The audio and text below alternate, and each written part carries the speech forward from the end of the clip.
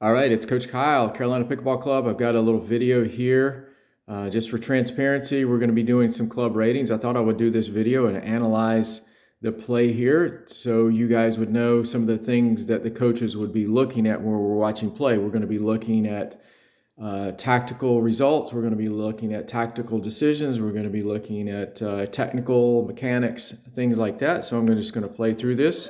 So in doing this, I'm going to use some terms. I'm going to call this the server. This will be the server's partner. And this will be the returner. And this is the returner's partner. So that's the terminology that we use to identify the players. And let's play through this. All right, so the first thing we're going to do is we're going to look at the positions, the ready positions, make sure everyone's in the right spot on balance. Generally speaking, it looks like everyone is in the right spot and they're ready to start the point. All right, serve goes cross, return is very weak, comes back deep, and the pop-up and the put away. All right, so very routine. It looks like a very good point for the serving team. We're going to back it up a little bit and just break down a few things that I notice. One thing is, generally speaking, I'm going to be looking for the returner to be at the non-volley line when the ball crosses the net. So ball's crossing the net, returner hasn't made an effort to get up to the line, so it's going to put their returning team at a big disadvantage because the serving team is essentially going to be able to switch positions with them and come up and take control of the net, and that's what happens here. Now, all that being said, given the fact that the returner's partner probably knows the returner's not making it up, they know that this ball most likely is going to go back to the returner.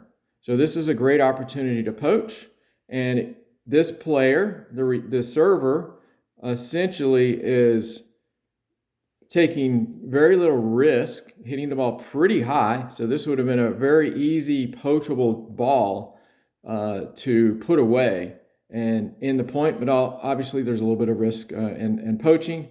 So he goes back deep, and then the next ball is a pop-up, and then the server's partner finds a really good target to the up player and puts it away. However, one thing I noticed, to me, this looks like a forehand grip. So if you're taking forehand grips with your overheads, you're probably hitting your volleys with forehand grips. So it's going to limit your shot selection. So we would take note of that. Are the players using forehand grips when they're at the non-volley line? All right, we'll play through to the next point here.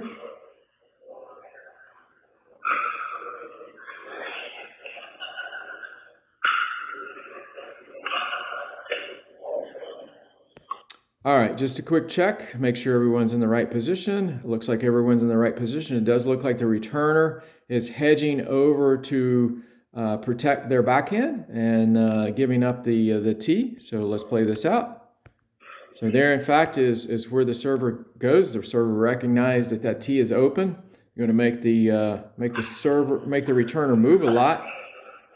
But if I go back,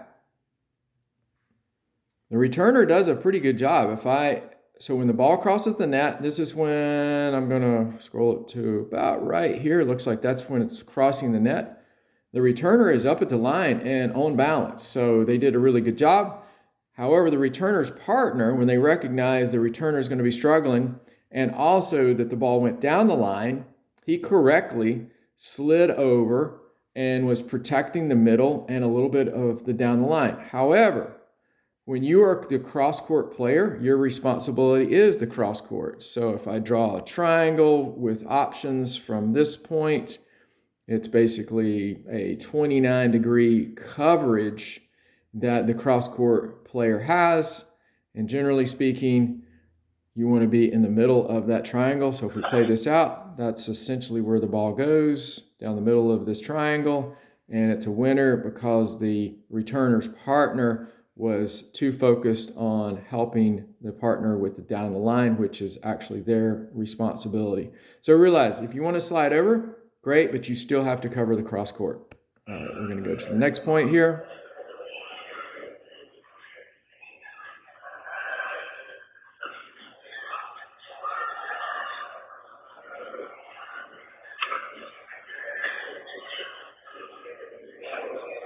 All right, a nice winner But let's break this down. There were some things that I saw that were tactical and technical errors by the serving team. All right, great return by the returner, nice and deep. Given that this is a very deep return, this would not be a green light for the server to start drifting in, right? So this is very much out of position given the fact that your partner is way back in the gray. That's a very dangerous spot to start drifting in because it's going to be very hard to drop from here. It's going to be very hard to defend balls when you're in this transition zone.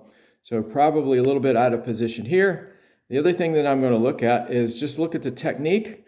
So generally speaking, when the ball leaves the paddle, the time between the ball leaves the paddle and when the ball crosses the net coming to you is that time that you're starting to prepare. What I mean by prepare, you're getting the paddle to the side that you're going to receive the ball, because this is enough time for your brain to recognize whether this is going to be on the right side of your body or the left side of your body. So as it crosses the net, what I would want to see is the paddle being prepared to the side that you're going to receive the ball. In this case, it's a forehand. So this paddle should be over here, essentially to your side, ready and waiting on this ball. And then on the bounce is when we start our forward motion. We start rotating our body out to contact. So as we see, there's still no preparation started. Ball is continuing to come into the court, still no preparation. It wasn't until the ball bounced that the paddle is getting prepared on the right side. The other thing is the preparation is a straight take back move. So if you take the paddle straight back, essentially you have to take it back, you have to stop it, and then you have to restart it. So instead, what we would rather do is we would want to turn and rotate and get the paddle to our side by rotating. That way you have much better timing, much better rhythm. But if you're taking the paddle back on the bounce, that's going to be too late. So those are just some of the things that we look for technically, tactically, help you guys get better at pickleball. Hopefully this is helpful for you.